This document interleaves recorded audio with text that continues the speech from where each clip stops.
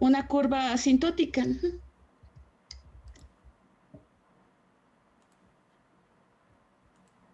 Si se fijan, esta es la forma en que ya normalmente se representa la partición.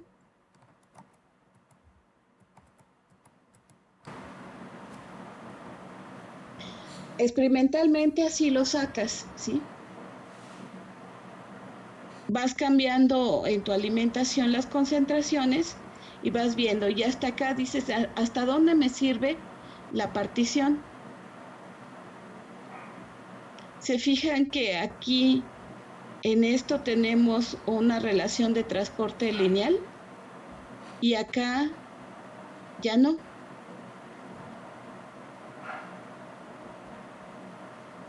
Sin embargo, ¿significa que aquí no hay transporte?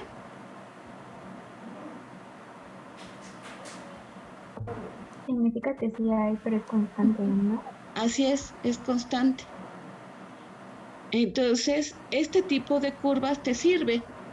Tradicionalmente para cálculos, siempre dicen que tienes que buscar una zona lineal donde veas el transporte lineal, pero no es absolutamente necesario. Tú podrías hacerlo con una curva, ¿sí? Porque eso nada más significa que tu transporte se va a hacer constante. O al menos que la parte en el agente de separación que recibe es constante.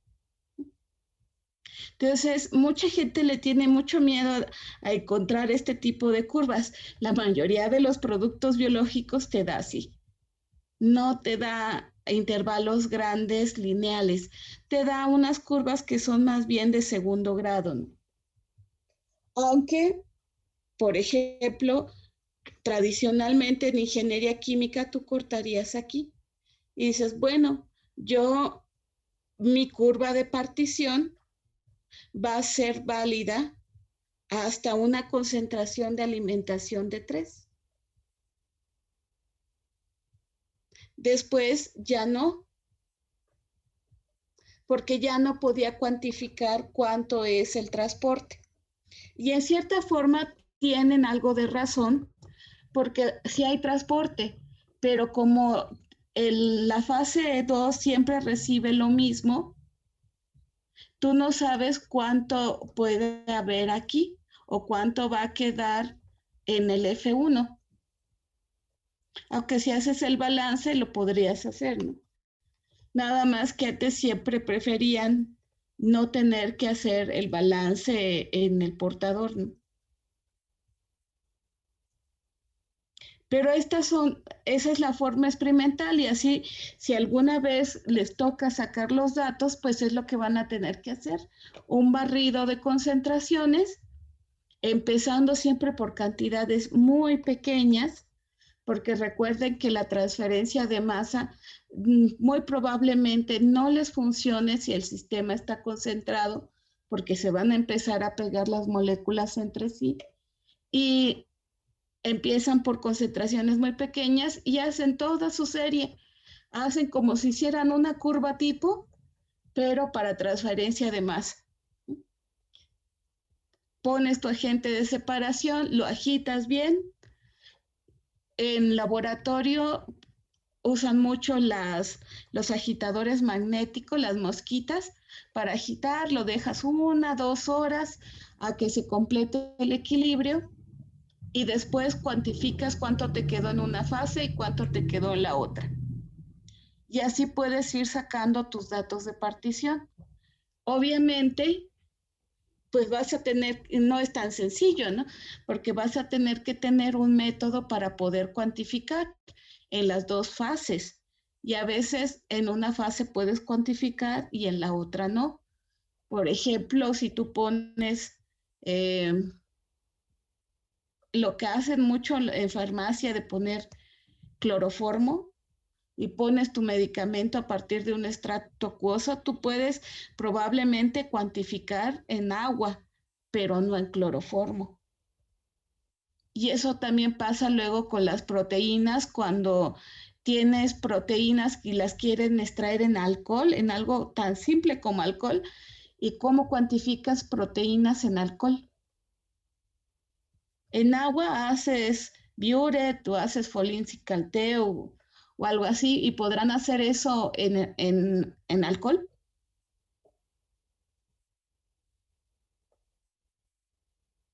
No. Entonces, una de dos, o te compras un bonito espectrómetro o o usas otro método como la valoración ultravioleta o algo así, o determinas nada más en el portador y la concentración en el agente de separación va a ser por balance y por diferencia. Así que tienes que hacer tus determinaciones muy, muy bien, porque si te equivocas en una, pues vas a calcular con error la otra fase. ¿Sí? Entonces, esa es una parte que siempre pues es laboriosa, pero es necesario a veces hacerlo, ¿no? Si no, si no los hacen ustedes, entonces ¿de dónde van a sacar los datos de partición?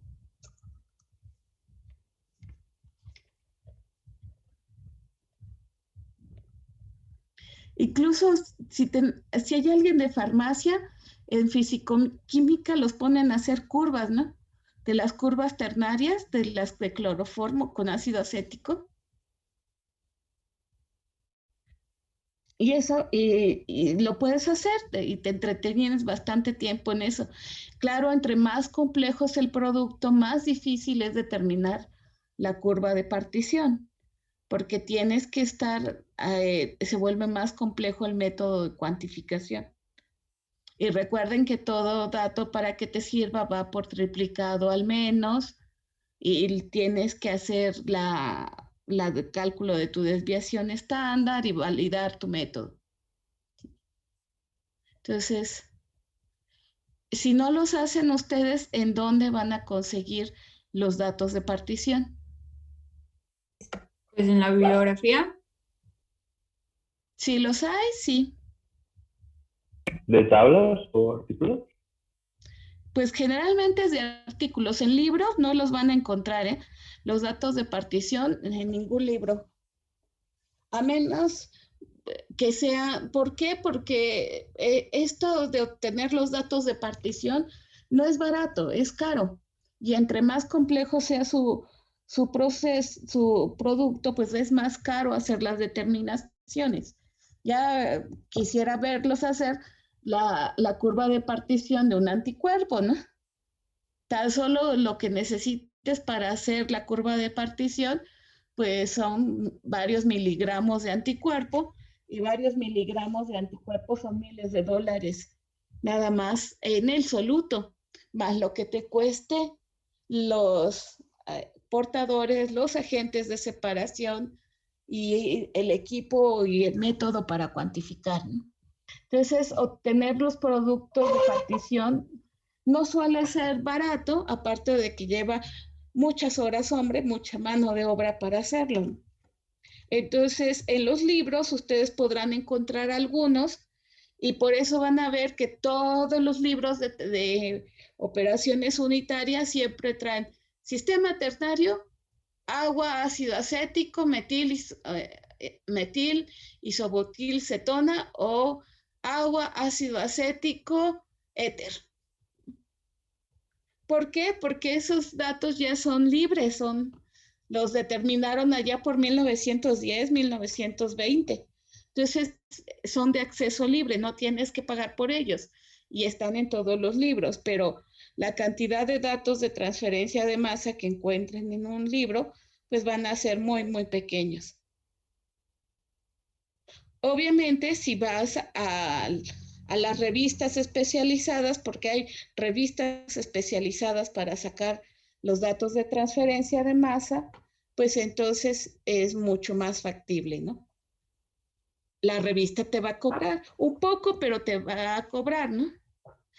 Te va a cobrar que bajes el artículo o la suscripción a la revista, pero es de todas formas a veces más barato que ponértelo a hacer tú, ¿no? Y si no, ¿qué hacen? ¿A dónde van?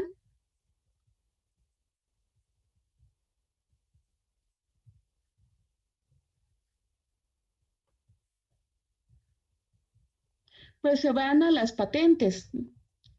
Los datos de los productos más interesantes, pues se patentan y entonces ustedes consultarán una patente. En México, ¿en dónde consultan patente?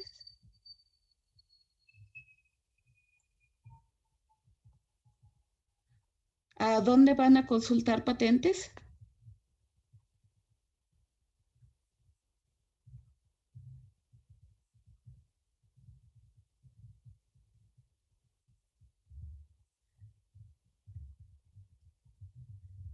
¿No han consultado ninguna patente todavía? No. En el IMPI. El IMP no tiene patentes casi para consulta, no, no. Los bancos de datos industriales, las patentes se compran o se consultan, no pueden ustedes cuando quieren algún dato técnico, no compran la patente, porque comprar la patente quiere decir que vas a usar el proceso. Es bastante caro, pero la consulta a una patente tiene un costo que es mucho más elevado que el de un artículo normal, ¿no? Pero obviamente porque son datos bien especializados. Esas patentes, hay dos bancos industriales. Uno es el del Politécnico, que sí hay una que está en la oficina de trámites de patentes.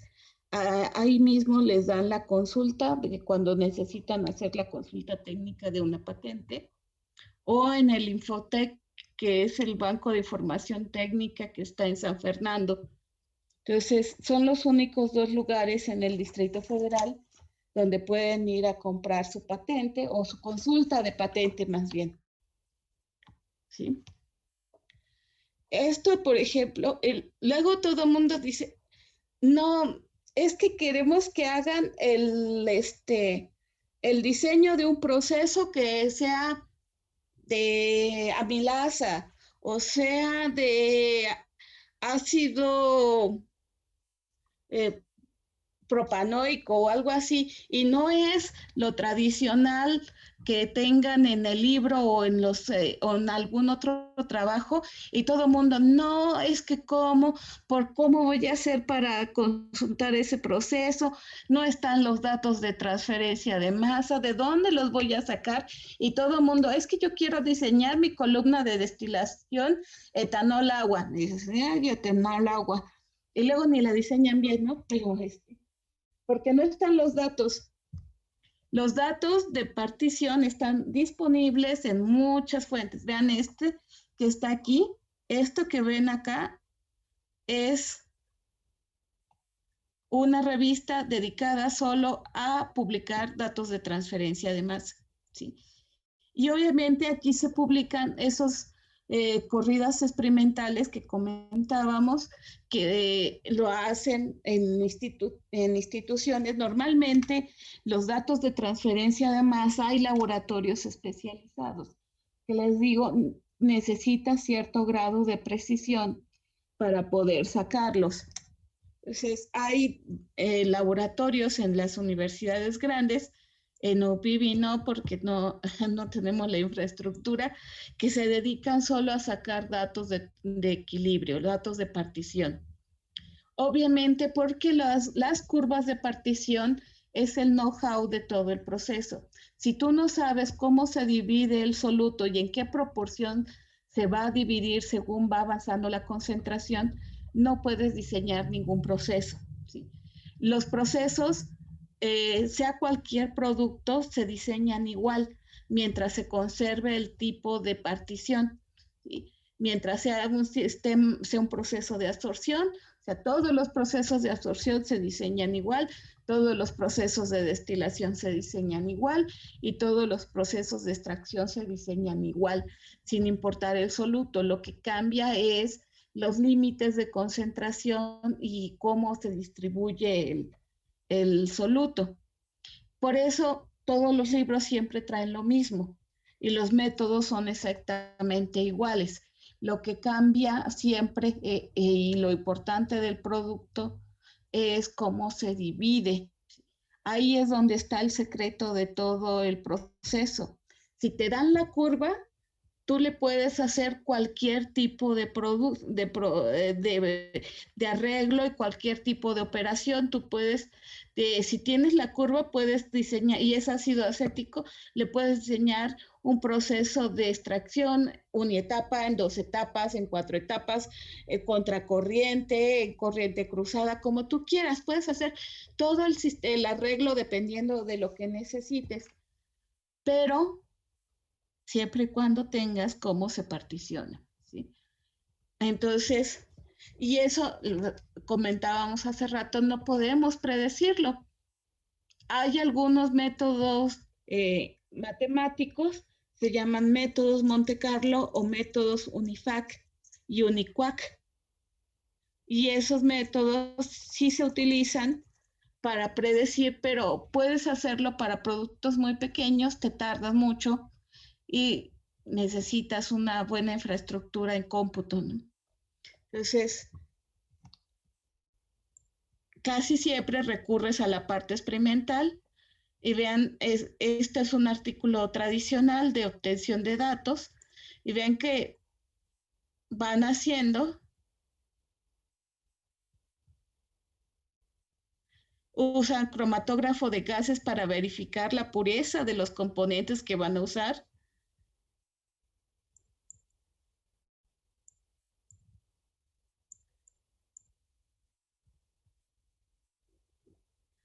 Y veamos su arreglo, cómo le hicieron. Usaron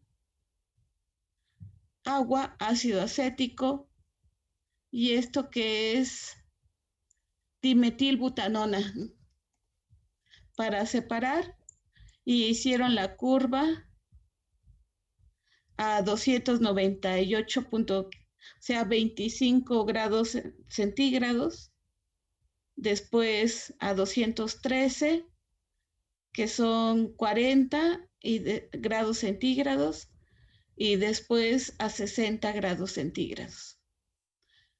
Bajo presión atmosférica,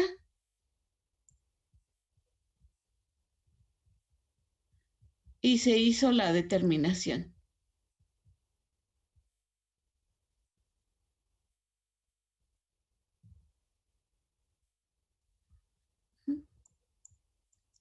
Y veamos las condiciones.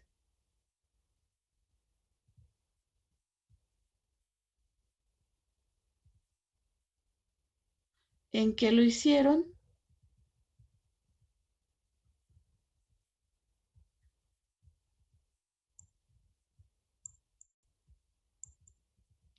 Y esto es lo que tenemos de resultado.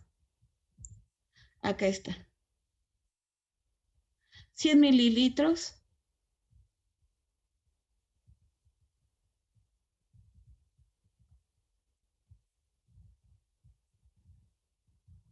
de alimentación, le pusieron ácido acético a diferentes concentraciones y se mezcló con 85 mililitros de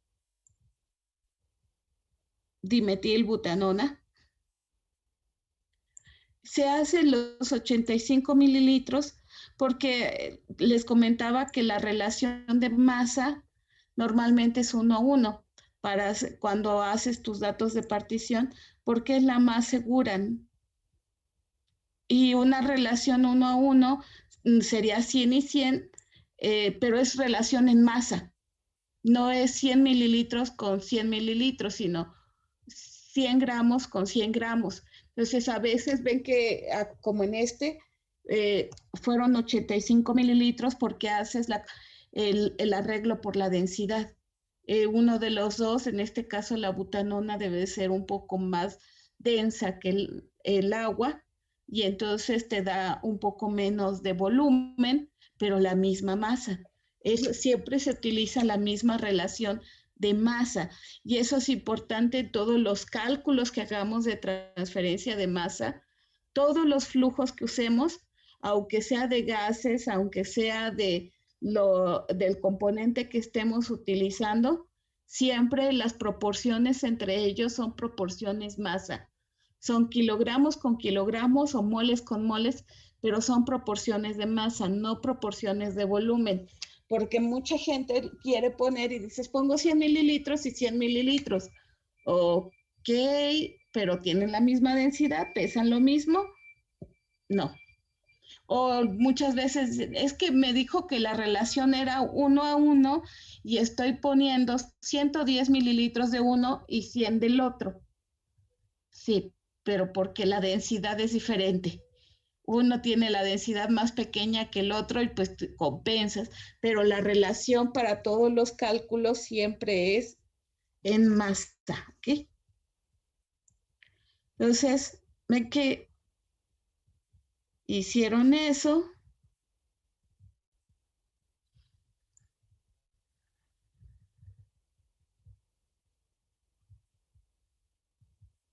Después de que de las dos fases líquidas forman la mezcla,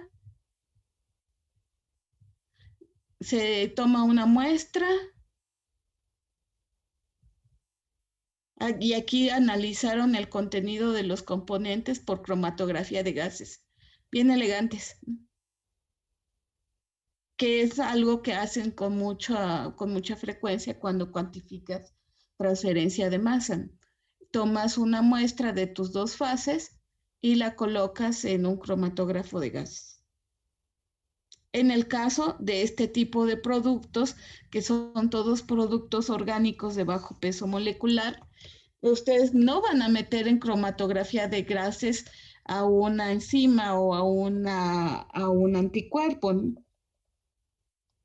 La cromatografía de gases es un método destructivo a menos que logres tomar una muestra lo suficientemente pequeña y tengas una cantidad de medio de líquido para recuperar bastante mayor.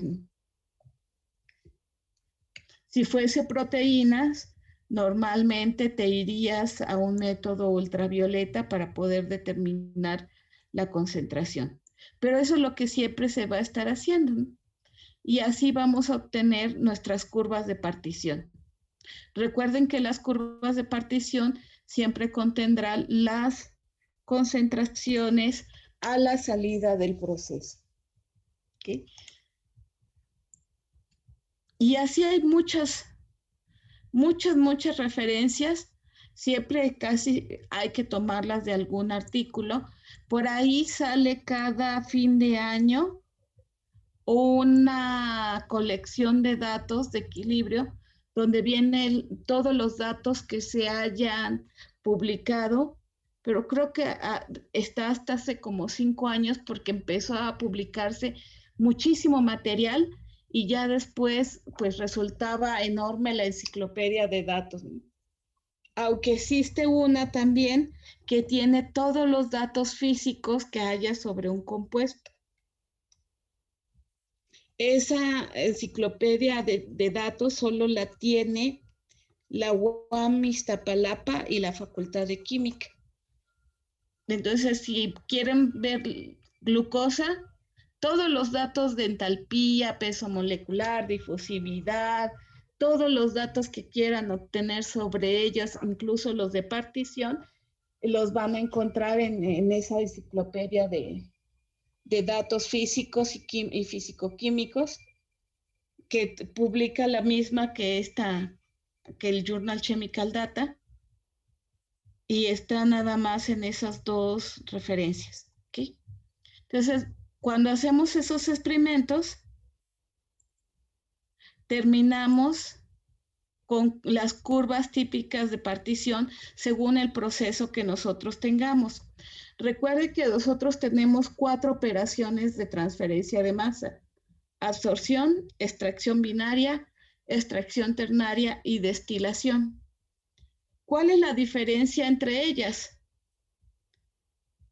La solubilidad de los compuestos, de los portadores y de los agentes de separación y el tipo de agente de separación que estemos utilizando. Entonces vamos a hacer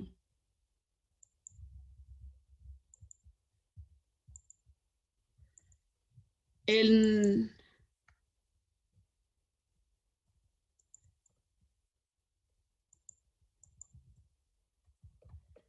el proceso de absorción, ustedes tienen un portador que es gas, un agente de separación que es líquido. Y es un proceso químicamente y biológicamente bastante importante porque es la única forma en que tú consigues que un gas se incorpore a un líquido y que un gas se logre solubilizar. Y ninguna célula puede aceptar un gas que no esté solubilizado. ¿Sí? Un gas que siga en estado gaseoso siempre es venenoso para los seres vivos. Entonces, vean si ustedes quieren tomar amoníaco y de repente respiran amoníaco o algo por el estilo, se mueren. Tiene un efecto venenoso. Incluso el mismo nitrógeno y el mismo oxígeno del aire, si no están solubilizados, tienen un efecto tóxico dentro del organismo. Aunque nosotros respiremos oxígeno, nosotros respiramos oxígeno, pero oxígeno solubilizado. El oxígeno gaseoso, si llegase a entrar a la sangre o a los riñones o a alguno de nuestros órganos, tendría un efecto venenoso porque está en forma de gas. El gas en la sangre, sea aire, sea nitrógeno, sea oxígeno, siempre te haces, como la enfermedad del buzo, tiene un efecto, rompe los capilares, todo, porque no está incorporado, es una fase distinta, ¿no? Entonces, nosotros necesitamos los gases, pero solubilizados, tanto el CO2 como el oxígeno y el nitrógeno, ¿sí? Entonces, el proceso de absorción es el único proceso por el cual esto pasa, ¿sí? Luego tenemos la extracción líquido-líquido binaria, y acá el portador es un líquido, y acá el agente de separación también es líquido. Luego tenemos la extracción líquido-líquido ternaria.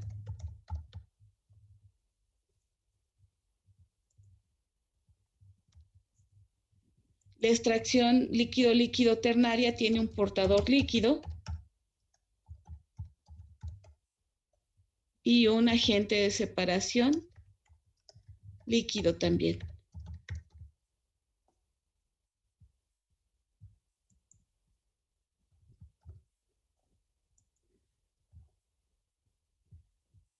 Y la destilación.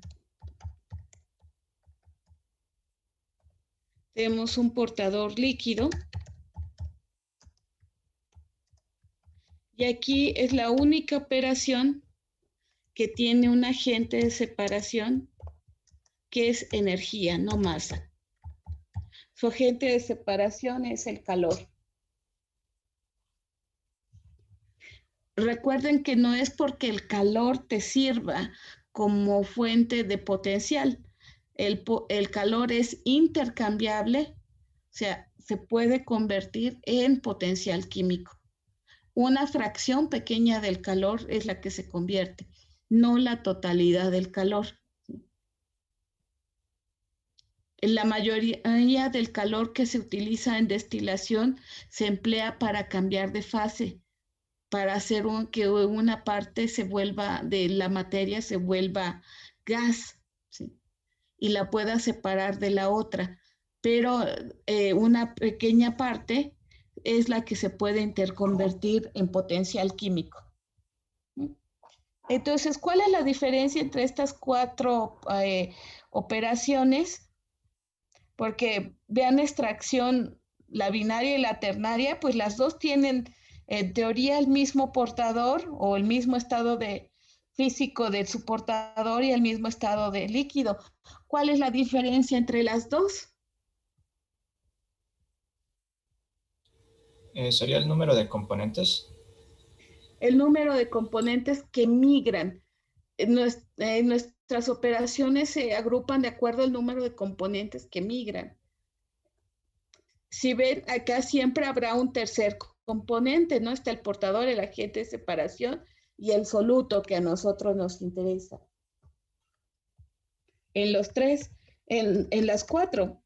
En las cuatro debe de haber una molécula que nos interese recuperar.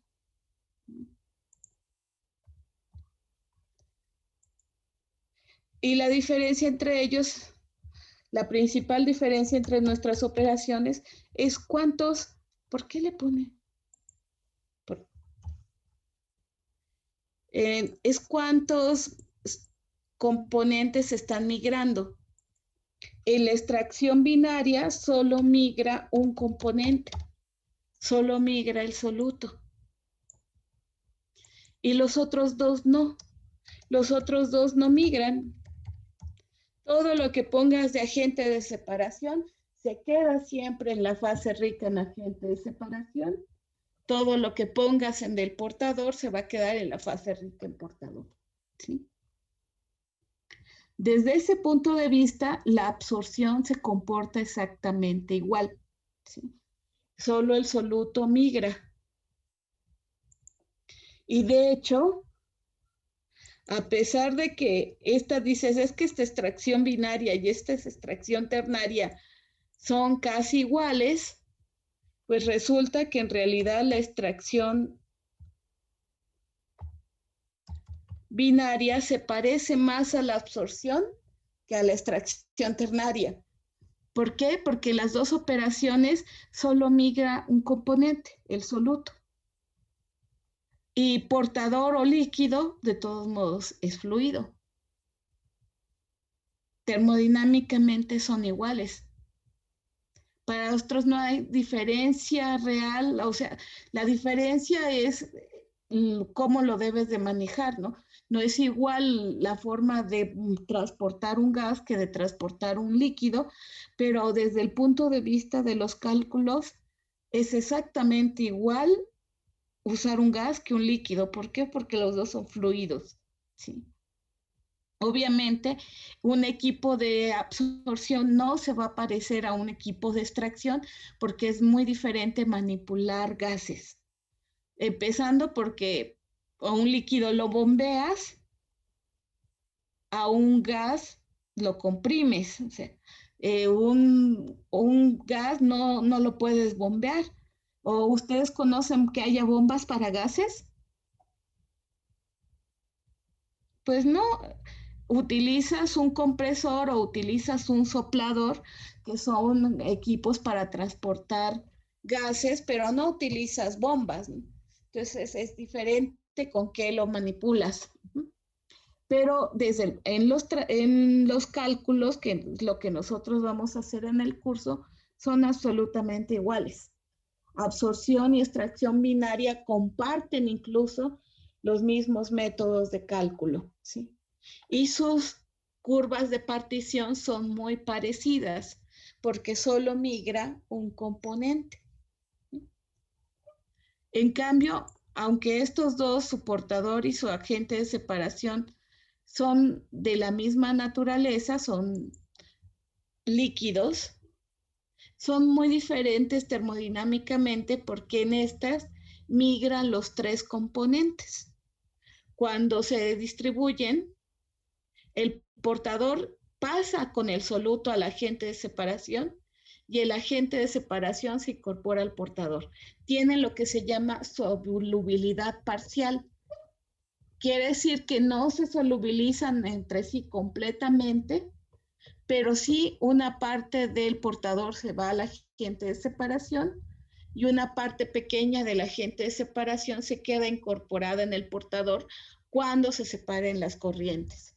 Entonces quiere decir también que todas las corrientes que salgan a la salida tienen tres componentes y los tres migraron. ¿sí? Y luego en transferencia de masa no hay medias tintas. O pasa una o pasan los tres componentes del sistema. No hay de que pase dos o de que pase uno a veces sí y a veces no. O pasa uno o pasan los tres y es siempre, ¿no? Sin importar en los sistemas ternarios, sin importar la concentración que tú tengas de soluto, siempre va a haber un transporte de agente de separación en un sentido y de portador en el otro, ¿sí? Entonces, esto es interesante porque ya es lo que en realidad sucede, ¿no? La mayoría de los sistemas son ternarios. Tener un sistema binario es bastante complicado porque solo funciona obviamente en concentraciones muy pequeñas. La extracción ternaria puede servir para concentraciones más grandes, pero ya no es tan interesante ahí, ¿no? ¿Por qué? Porque cuando tienes productos que tienen concentraciones más altas, significa que el producto va a ser mucho más barato. Entonces, ya no es una operación de recuperación tan buena, ¿no? A menos que seas ingeniero químico y que te interesen esos productos que están en mayores concentraciones. Generalmente en los productos biológicos, para el único tipo de productos que te sirve la extracción ternaria es para la extracción de ácidos orgánicos. Y es un método y un producto pues que a veces no resulta tan redituable económicamente, ¿no? Es muy difícil encontrar un sistema de recuperación de proteínas o de recuperación de fármacos que sea ternario, ¿no? Casi todos son binarios por el rango de concentraciones que tenemos y porque si tú vas, porque no son productos que se separarían en forma normal, son productos que van a necesitar más tecnología para poder separarlos y generalmente tú les diseñas el agente de separación para poderlos recuperar, porque en forma de las sustancias que tenemos en forma natural que pudieran servir como agentes de separación, casi ninguna es compatible con ellos.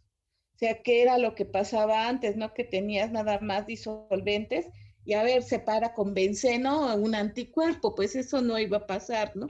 O separarlo con cloroformo, pues no es tan bueno que digamos, ¿no? A lo mejor con fines de investigación y con fines de recuperarlo cuando haces fracción etanólica, fracción clorofórmica, pues sí, ¿no? Lo puedes usar como método de separación, pero si tú quieres utilizar ese anticuerpo en un paciente, pues jamás vas a utilizar cloroformo. ¿Eso por qué? Porque cuando tú se lo quites al producto, pues nunca tienes una operación al 100%, ¿no? Y por ejemplo, la penicilina, ven que hay mucha gente que es alérgica a la penicilina.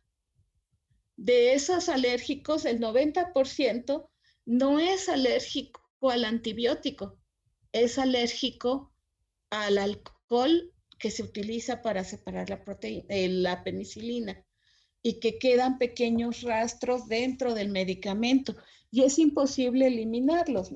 Por más que tú lo pases por procesos de cristalización o de absorción o de lo que quieras, después te van a quedar pequeñas trazas del alcohol con el que lo separaste inicialmente en el proceso de transferencia de masa, que es alcohol isopropílico, el que utilizan para separar la penicilina.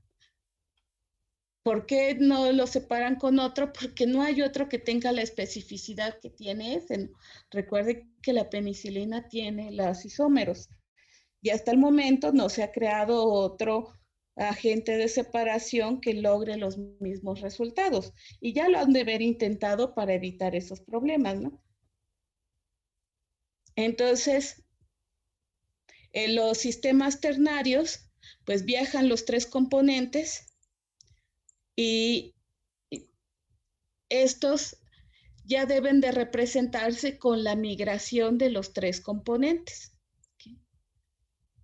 Y acá tenemos el otro sistema que es ternario también. De hecho, la destilación y la extracción ternaria son las operaciones más parecidas que hay. Sus métodos de cálculo son en realidad muy parecidos también, porque desde un punto de vista matemático, las dos operaciones son sistemas ternarios. En las dos operaciones viajan tres componentes. ¿Cuál es la diferencia? Que la destilación, uno de los componentes es energía. ¿Sí? Y eso hace un mundo de diferencia en los equipos, no en las matemáticas. En las matemáticas estos dos son muy parecidos. En los equipos sí son muy diferentes, porque no es lo mismo dar calor que bombear un líquido. Si para transferir calor, ¿qué necesitan usar?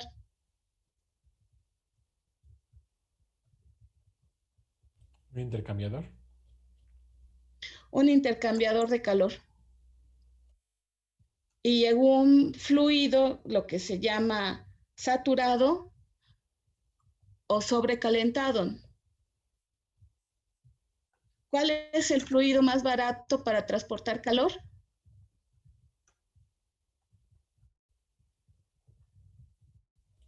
¿Transportar calor? ¿El ¿No agua? sería el aire? El agua, el vapor de agua.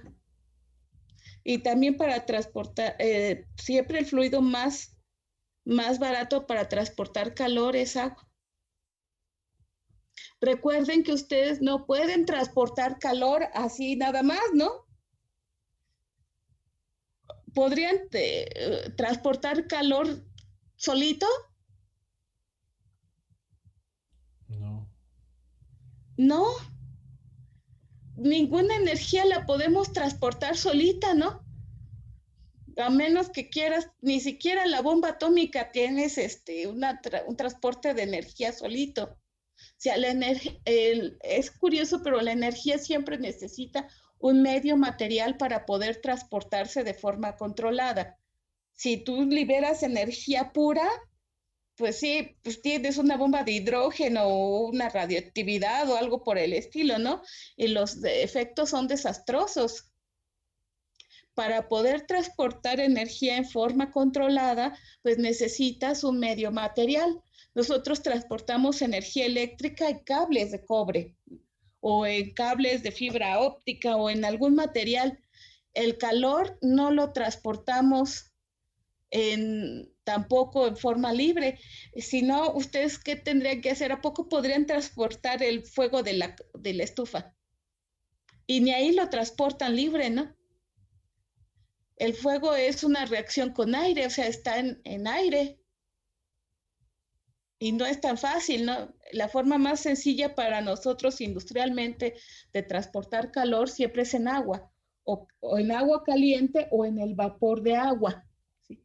Saturado o sobresaturado. ¿Okay? Y de hecho, eso es lo que nosotros hacemos en la destilación. Para poder transportar el calor que le estamos dando, nosotros se lo damos del vapor y del vapor pasa a un medio material, al líquido. Pero si nosotros lo acumuláramos en el líquido, también sería un desastre. Si nosotros lo acumuláramos en etanol o en benceno o en algo, sería un desastre. Entonces nosotros lo que hacemos es aprovechar ese calor para hacer una transferencia de masa y para hacer un cambio de fase, para cambiar una parte del mismo líquido en un gas, y el gas absorbe cantidades o vapor, más bien, no es porque no es un gas verdadero, es un vapor. Los vapores son las sustancias que más, o el estado de agregación en que más cantidad de calor puede retener. Entonces tú puedes controlar, si haces ese cambio de fase, puedes controlar con mucha facilidad la cantidad de calor que le estás agregando al sistema. Aparte de que te permite separar el soluto que transformaste. Porque la destilación tiene una particularidad. Los dos líquidos, el soluto que estamos sacando y el portador, tienen una estructura química muy parecida. Son lo que se llama sistemas totalmente miscibles entre sí. ¿Sí? Pero el soluto y el portador son tan miscibles como el agua y el alcohol. El agua y el alcohol es el ejemplo típico. Ustedes pueden mezclar agua y alcohol en todas las proporciones que quieran. Pueden poner 999 mililitros de agua y un mililitro de alcohol y se van a mezclar. Y pueden poner 700 mililitros de agua y 300 de alcohol y se van a mezclar. Y pueden poner 900 mililitros de alcohol y 100 de agua y se van a mezclar. Se mezclan en todas las proporciones. Y siempre van a estar mezclados y no hay forma de distinguirlo. Se mezclan tan bien que nosotros es bien difícil que verifiquemos cuánto hay de uno y cuánto hay del otro, a menos que tengamos un método de cuantificar. Pero ustedes pueden ir y, no sé, pedir su mezcla de alcohol de 75 por ciento de alcohol y 25 de agua, que le llaman como whisky o algo así, y les pueden dar una con 40 y ni cuenta se dan.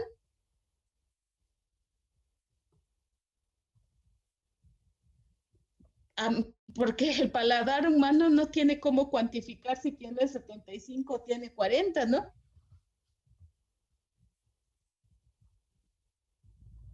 Y lo peor tantito es que se los van a cobrar como de 75 y no lo tenía. Pero ¿cómo lo saben? No tienen forma de cuantificarlo. Son totalmente miscibles entre sí. Y a menos que sí seas un bebedor así de esos muy finos que pueda distinguir el sabor de uno y del otro. Y si ya traes 3 copas encima, pues menos te vas a dar cuenta, ¿no? De que no te están dando la mezcla de 75. Entonces, esos son totalmente miscibles. Ese es el ejemplo típico de que sí son totalmente miscibles, ¿ok? Y eso nos va a dar la forma de que nosotros también lo vamos a representar matemáticamente, ¿sí? Entonces, déjenme mostrarles los diagramas de partición. Cuando nosotros hacemos esos experimentos con el barrido de concentraciones para poder determinar cómo se está particionando y hasta dónde, hasta lo que le llamamos el límite de la curva de partición, nosotros obtenemos esto. Unas curvas donde viene el barrido, es como lo que hicimos en nuestro ejercicio de esta clase, que vamos cambiando la concentración en la alimentación y vemos cómo quedan las concentraciones. Tradicionalmente, la representación era dependiendo de la operación. ¿Sí? Por eso es que aunque ven que en realidad tenemos de las 4 operaciones, matemáticamente, en realidad solo tenemos 2 tipos de curvas diferentes. Las ternarias y las de un solo componente. Las de los sistemas inmiscibles, que son absorción y extracción binaria, que solo migra un componente, y las 2 operaciones ternarias, donde migran los 3 componentes. Sin embargo, hay 4 tipos de curvas. Aunque las de extracción y las de absorción son prácticamente iguales, ¿no? Las ternarias sí son diferentes, ¿ok? Esta es la representación internacional. Nosotros siempre debemos de poner la fracción en la fase 1 en X y la fracción en la fase 2 en Y. Y la mayoría de las curvas nos debe de dar así, que si se fijan es una curva de segundo grado. Como cada vez que estemos, cuando nosotros ya entremos a lo que son los sistemas de operación, pues casi siempre vas a estar manejando un sistema de rectas. Las condiciones de operación siempre se representan con rectas dentro de este diagrama. Entonces, tradicionalmente los ingenieros químicos siempre prefieren que la curva sea recta, la curva de partición, porque así vas haciendo sistemas de ecuaciones de puras rectas. Y pues los sistemas de ecuaciones de rectas son un sistema lineal con primer grado. Pero ya la tecnología que tenemos para hacer cálculos no impide que la utilizaran así como está, un poco curvada, que casi siempre le pones una de segundo grado, que recuerde que los ajustes de segundo grado siguen siendo ecuaciones lineales. O sea, todo lo que nosotros podemos linealizar siguen siendo ecuaciones lineales. Todos los polinomios, primero, segundo, tercero, cuarto grado, la ecuación de una recta al final de cuentas no viene siendo un polinomio de primer grado. Si nosotros lo juntamos con uno de segundo o de tercero, el sistema sigue siendo lineal. Y si nosotros usamos una función que se pueda linealizar, como son las curvas potenciales o las curvas exponenciales, sigue siendo lineal, ¿sí? Entonces, pero normalmente preferían puras rectas. Eso es porque recuerden que pues hasta los ingenieros químicos han diseñado plantas desde el siglo pasado. Entonces, el siglo pasado no existía las calculadoras, no existían los programas de cálculo para hacer ajustes, no existía MATLAB, no existía MATCAD, ¿no? Para hacer los sistemas de ecuaciones un poco más complejos y preferían que todo fueran líneas rectas. Además, todavía en los 75 usaban, o los 70 usaban esas cosas que se llamaban reglas de cálculo, que no sé cómo le hacían, ¿no? Para poder hacer los cálculos sin tener ni siquiera una calculadora sencilla, ¿no? A nosotros se nos hace imposibles porque ni yo utilicé ya, o sea, yo ya en la primaria ya existían las calculadoras, ¿eh? Yo nunca utilicé una regla de cálculo o alguna de las cosas que utilizaban antes para calcular, ¿no? Pero ahora nada nos impide que nosotros podamos usar la totalidad de una ecuación de partición curvada. Existe una limitación termodinámica que dice que cuando empiezan a hacerse curvadas las curvas de partición es porque ya empiezas a perder esa condición de que el soluto está en forma individual. Cuando empieza a curvarse la partición, la representación de la partición, el barrido de partición, quiere decir que empiezan a asociarse las moléculas.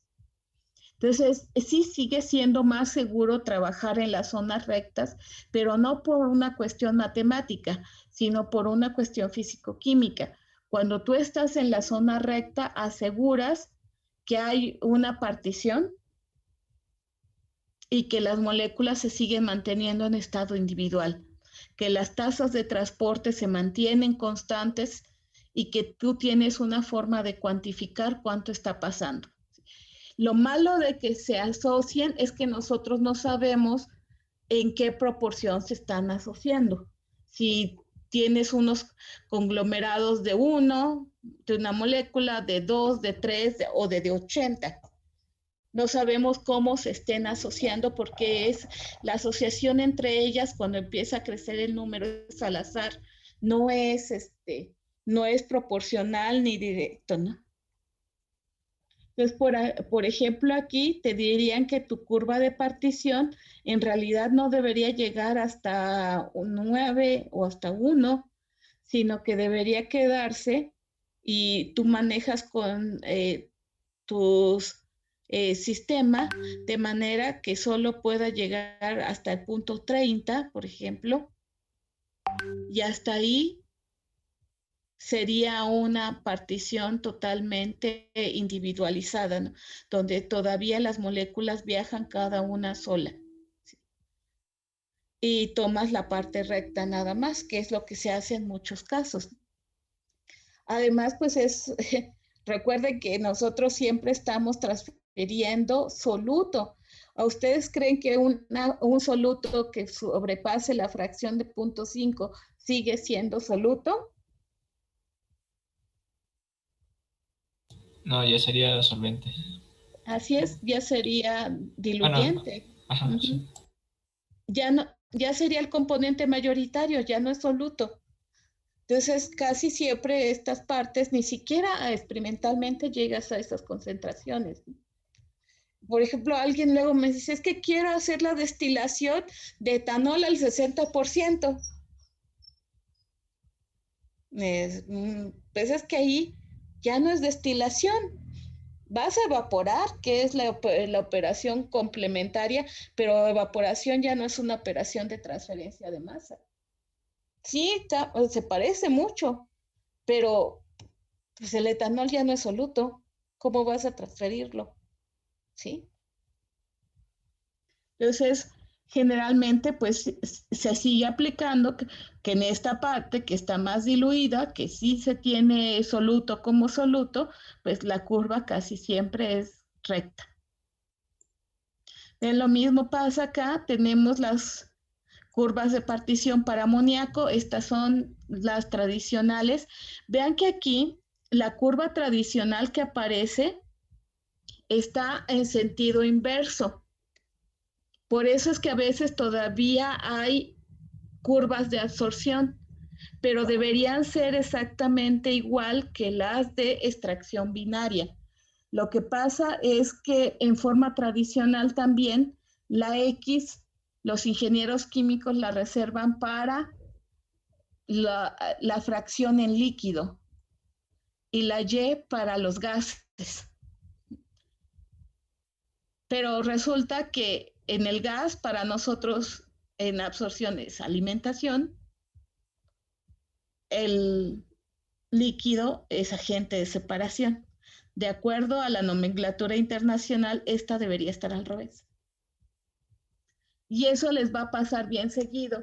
Cuando ustedes vean todo lo de absorción en los libros, les va a parecer exactamente al revés de que como nosotros lo hagamos en clase. ¿Por qué? Porque tienen la curva arreglada en sentido inverso. Pero si nosotros la usáramos así, tendríamos que aprender a usar operaciones en absorción y operaciones en extracción. Y no nos da tiempo de hacer eso, no, las tenemos que ver juntas, porque aparte físico-químicamente son lo mismo, nada más que de forma tradicional, digo, la suelen representar al revés. Para nosotros esto sería XF1 y esto sería XF2.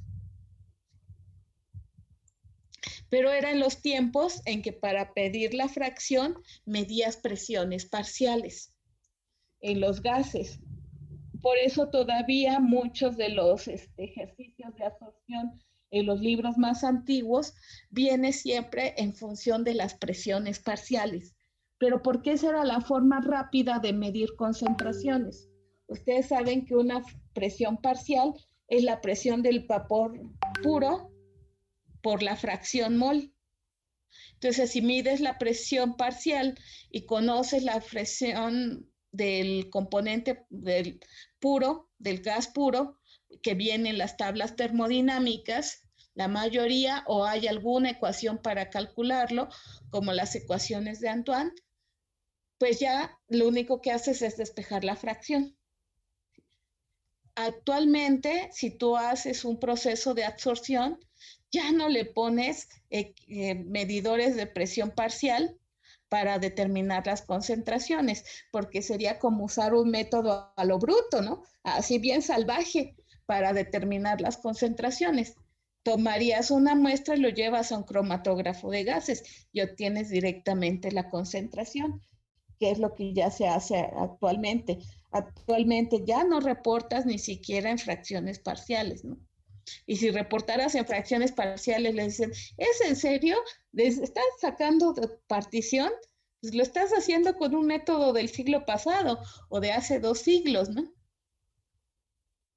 Entonces, hasta aquí terminaríamos y veríamos la distribución, la forma de las curvas que tenemos para los sistemas ternarios, que son estos sistemas triangulares que ya incluyen a los 3 componentes de masa que viajan en una extracción, y tenemos las curvas para destilación que tienen esta forma, donde tienes el agente de separación, la energía, y tienes el componente que viaja, ¿sí? El sistema ternario de destilación es muy curioso porque viajan los 3 componentes. Entonces viaja energía, que sí la tenemos que cuantificar, pero en masa, como nada más son 2 componentes, con representar uno es suficiente, porque el otro pues va a salir de la ecuación de complemento de fracciones, ¿no? 1 menos la fracción te va a dar el componente, ¿ok? Por eso es que son diferentes las gráficas. Si no, si hubiera alguna forma de homogenizar más o menos las unidades, porque obviamente las unidades de calor, BTUs o calorías o demás, están en unidades muy, muy diferentes a las fracciones, que van de 0 a 1, pero si hubiera alguna forma de homogenizarlas, los 2 sistemas, las 2 operaciones, se podrían representar en un sistema triangular. Eso es Nada como más la que presión hasta, vapor, ¿no?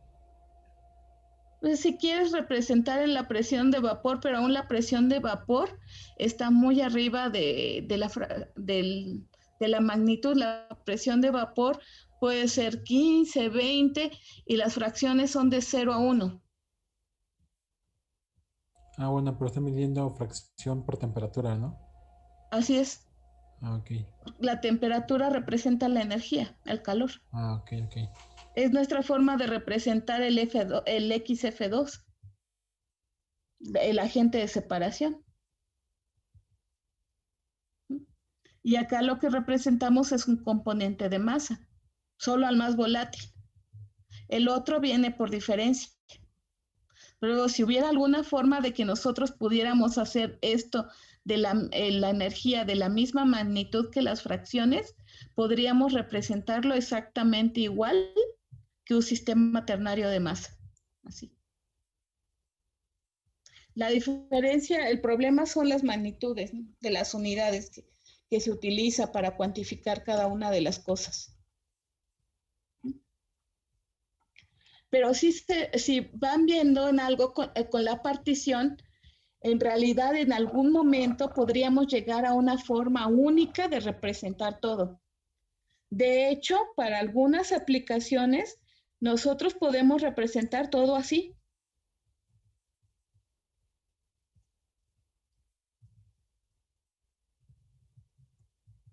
Y nos funciona. Y se llama método de McKay-Till y lo puedes hacer. Lo único malo es que no te da información completa. McKay-Till en destilación tienes que agregarle algo adicional para que te diga cómo se comporta el calor. Y en extracción tienes que darle también algo adicional para saber cómo se comporta alguno de los otros 2 componentes de masa. Porque no puede, porque necesitas al menos conocer 2 para poder definir el sistema ternario, ¿no? Pero se podrá hacer. Y de hecho, es la intención que algún día se unifique y todos los métodos de transferencia de masa, todas las operaciones se calculen exactamente igual. Hasta ahora tenemos 3 métodos dependiendo del del tipo de que si es nada más se transfiere uno, se transfieren los tres, y se transfieren 3 de masa, o 3 o 2 de masa y 1 de energía. Por eso tenemos que ver casi 3 métodos diferentes para calcular en 2 tipos de operaciones. En el tercero, que es contracorriente, sí se puede unificar y nada más usamos un método, pero en algún momento se podrá que calculemos todo de la misma manera. Lo cual a mucha gente no le gusta, de verdad no le gusta. Pensar que puede calcular igual destilación que absorción les da algo, ¿no? Porque creen que son cosas muy diferentes y en realidad no. Lo que estamos es cuantificando la transferencia de masa bajo diferentes condiciones. Y pensar que masa y energía, y ellos todavía no les engrana la equivalencia de masa y energía, lo cual en cierta forma es cierto, ¿no? En sistemas macros no las puedes igualar, solo en sistemas cuánticos, en sistemas muy pequeños, como los que decía Einstein, ¿no? En la vida real es bien difícil hacer las equivalencias, pero matemáticamente algún día se podrá, ¿no? Entonces, les voy a dejar tarea de esto para que creen una bonita, ustedes puedan elaborar su propia curva de partición. Se lo subiré yo creo el viernes para que lo realicen, porque ya debemos empezar a juntar esos puntos para la evaluación. ¿En qué plataforma, profesora? ¿Cuál? ¿En qué plataforma? En el Classroom ya les envié el código para que se puedan unir. Ok. ¿Sí? ¿Ok? Ok, profa. Sí, profesora, gracias. El viernes, por favor, para que puedan realizar su tarea. Gracias, profesora. Muchas, Hasta luego. muchas gracias. Nos vemos el lunes y tenemos evaluación el miércoles, ¿verdad? Váyanse preparando. Sí, sí, profe. Bye. Gracias, hasta luego. Hasta luego. Profe. Hasta luego, profesora, gracias. Gracias, Gracias, profesora. Hasta luego. Hasta luego.